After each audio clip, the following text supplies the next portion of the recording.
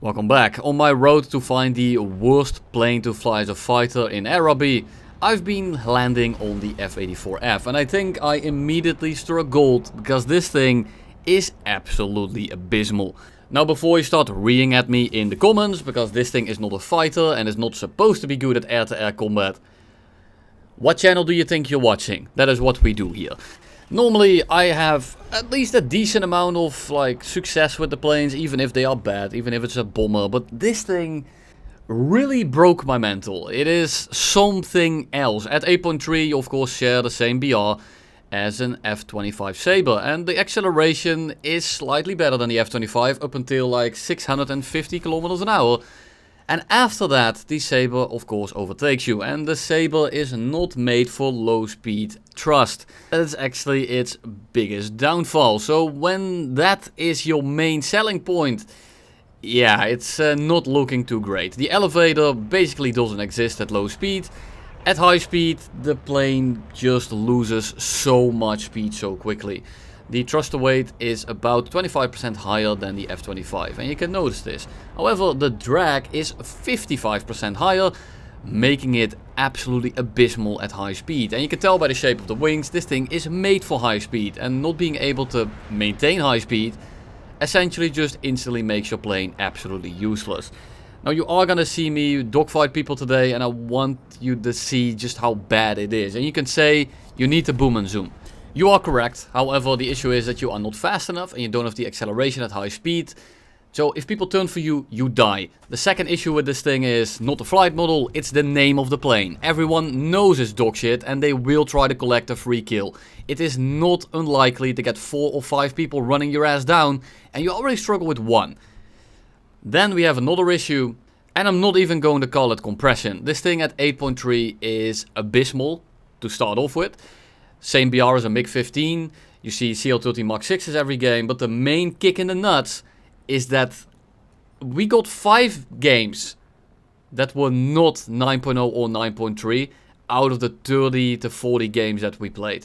Almost every match you run into F-104s, you run into MiG-19s, you run into CL Mach 6s, Ariets.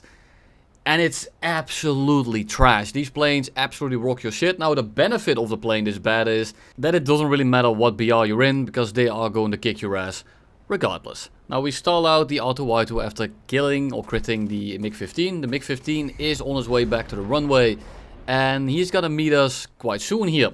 There he is. He climbed from the runway. He's already at the same altitude. He's going a little bit faster than us, so what do? We do 2 things. We pick up some speed, but we pick up some speed trying to fly away from his runway. Why? Because the second we crit him, if we ever get a shot on him to begin with, he's just going to turn back to the runway and we will never be able to kill him. So we start diving into him slightly. We are going to try to maintain about 1000. He's going to compress a little bit. Our roll rate is quite decent at these speeds, and I'm going to try to get on him instantly. Now you can tell my speed is just pissing away. I am 100% throttle, I am not air braking, I am not using flaps right now, and I'm still falling out of the air. And he's still almost able to pitch in, which is very tragic. Now we are going to try to use some flaps, but the flaps on this thing are also kind of annoying because they don't deploy until you are at a low enough speed. IL-28 comes in, he's going to distract us a little bit, but I need to kill him or at least get him out of here. We managed to hit him, but it doesn't really do much. And the acceleration here, the second we hit 700, just kind of disappears. And the MiG-15 definitely will have an easy time reeling us in. We go up over his nose, we dodge his rounds, we piss away our speed. And this time I'm actually going to throttle down a little bit because he does the same thing.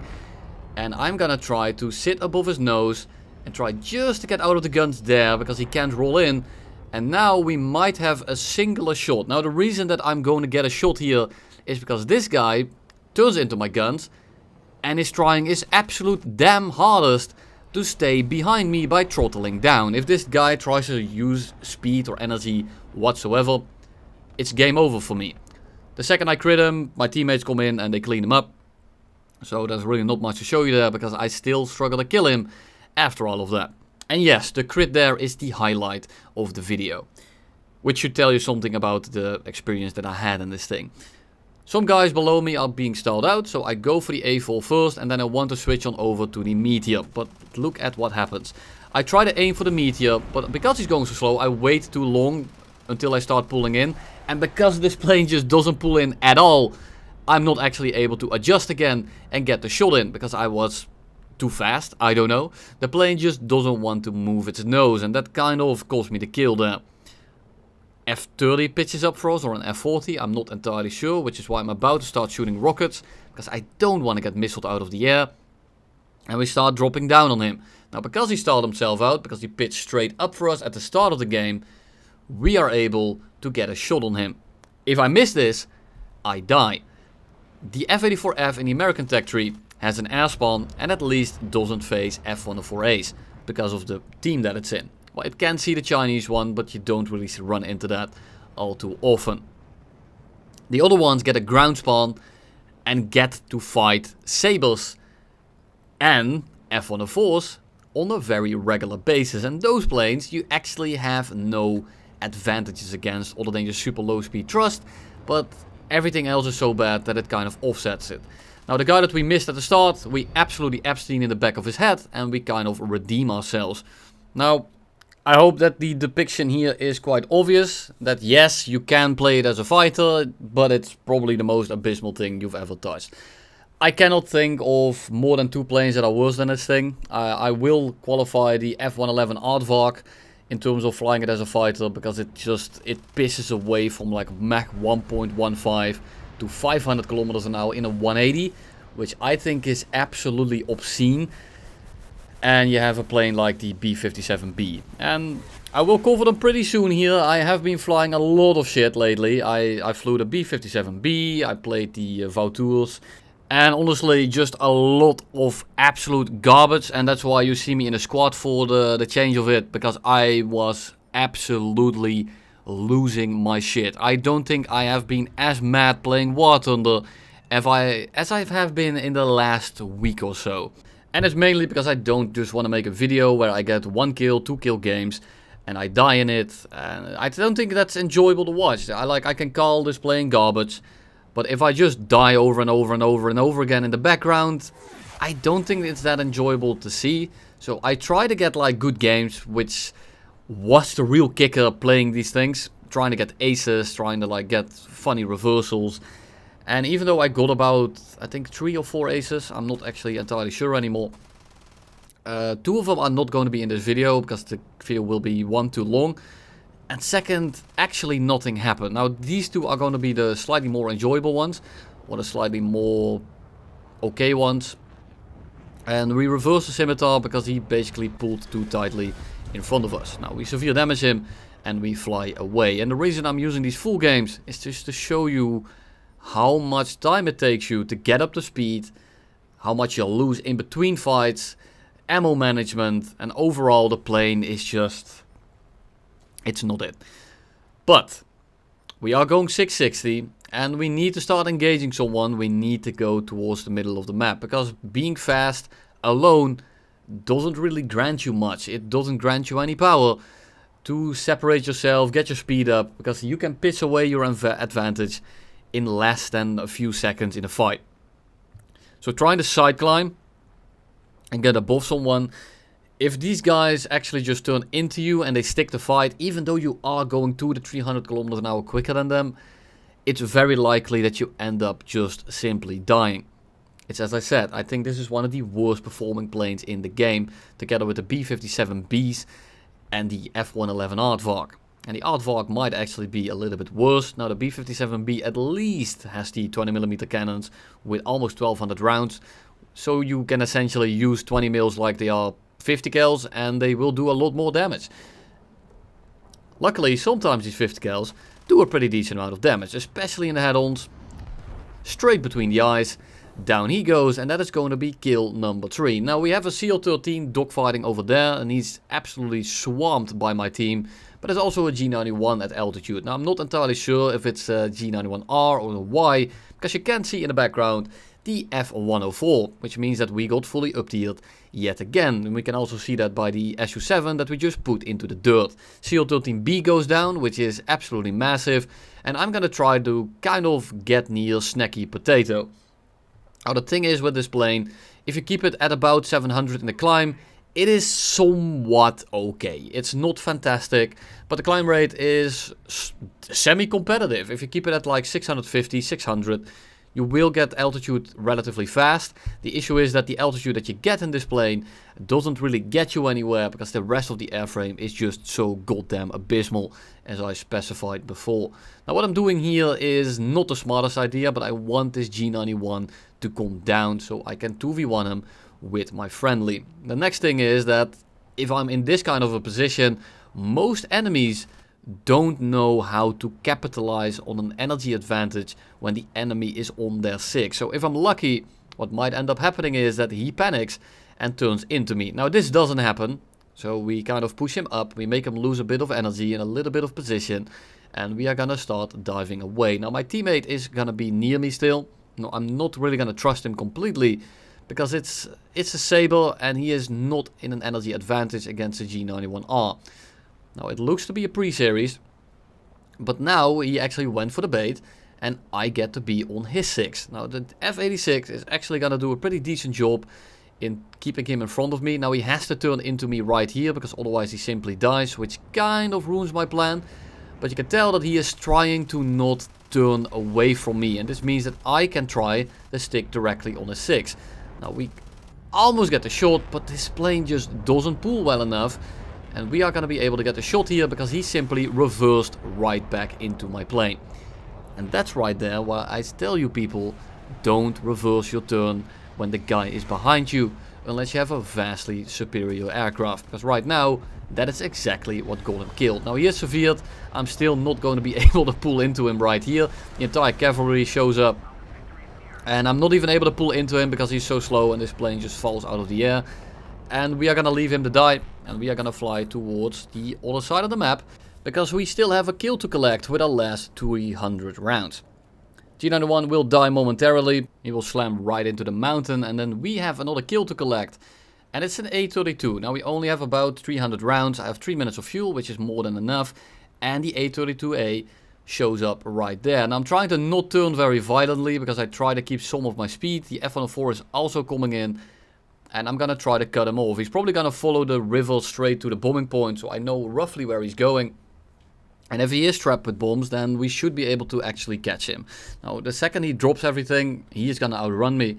But for now, I feel like he is gonna try to keep all his bombs strapped on, just so he can get to the bombing point. Now, often I will say, go ahead and bomb, I'll leave you to it, go do your thing, get your RP. But I'm not risking it with this thing. I want every kill that I can get. Because if he decides to just run away after he drops everything, then I might have helped him, but I am not gonna kill him. So I'm gonna kill him right now. Also because a teammate otherwise might do it. And we severe him through a tree. Which is fantastic. We hit him some more, we set him on fire, and with only about 150 rounds, we absolutely nail him. Now he is also gonna be burning up. He's gonna hit that bridge right there. And we are gonna go straight into our next game. Which is also going to be painful, but at least we are going to be getting some kills. First start here, we have an air spawn. We climbed a bit steeper this time around, so we were about 6 kilometers, and then we start diving in to overcome the drag that we have. And we try to engage the blob in front of us. Now we have a MiG-17 that just got hit by my squad mate, and I'm going to try to get another hit in. Unfortunately, it is just a hit.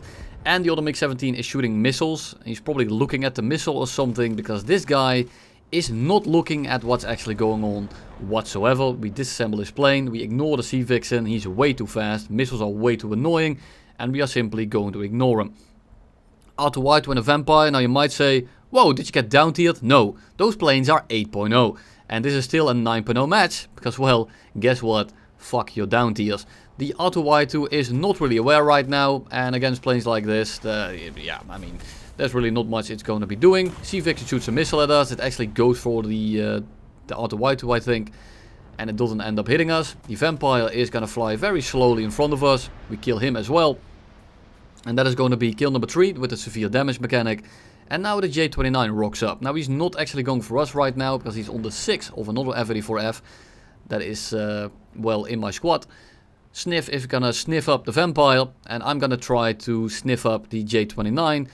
With this macaroni and cheese. Sniff is gonna turn in. We are gonna try to lead this shot, but this plane just does not pull whatsoever.